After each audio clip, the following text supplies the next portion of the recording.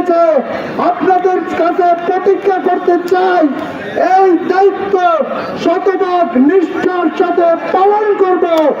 আমি এই ছাত্র দলের, আপনারা সবাই নেতা, আমি ছাত্র দলের কর্মী, আপনারা আপনাদের নেতৃত্বে এই ছাত্র দল আমি করব। আর যেদিন মনে করবে যে এই জেলা ছাত্র দলের দায়িত্ব নিষ্ঠার সাথে কোনো কারণে পালন করতে পারতেছি না, সেদিন নিজেই এই পথ ছেড়ে দেব। আপনাদের জন্য সর্বোচ্চ নিষ্ঠার সাথে কথা দিলাম, দায়িত্ব পালন করব আর সর্বোচ্চ সততার সাথে কাজ করব।